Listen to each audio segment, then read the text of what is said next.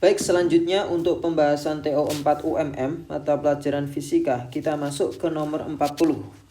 Suatu fluida bergerak dengan kecepatan 20 cm per detik. Nah, ini bukan per detik kuadrat gitu ya. Itu cm per sekon gitu saja, karena itu kecepatan ya. Jadi saya koreksi di sini cm per sekon. Oke, pada pipa dengan diameternya 4 cm dilewatkan pada sebuah venturi berdiameter 2 cm, kecepatan fluida setelah melewati venturi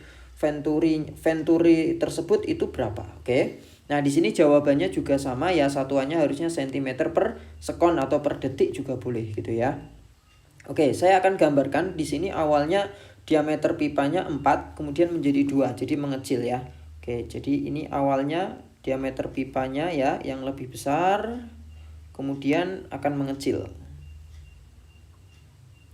Oke, seperti ini ya. Oke, akan mengecil ya.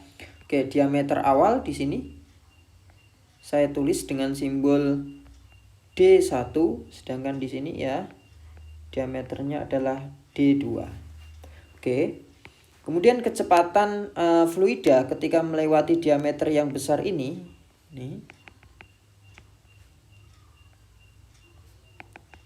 itu kecepatannya saya tulis dengan V1, nilainya adalah 20 cm per sekon.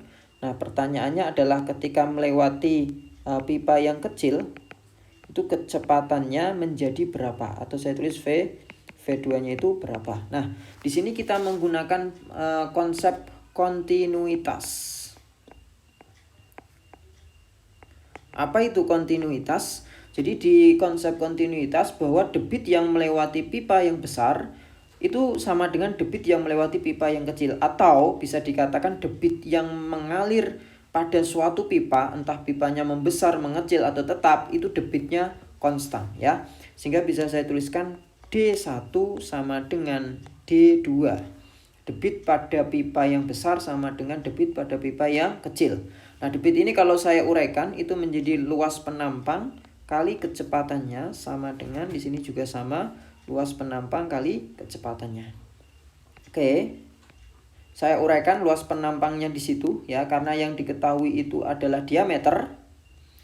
Maka luas penampangnya adalah, kalau jari-jari yang diketahui kan pi r kuadrat. Nah, kalau diameter maka 1/4 pi D1 kuadrat kali V1, ini sama dengan 1/4 pi D2 kuadrat kalikan V2. Nah, 1/4 pi nya saya coret gini ya.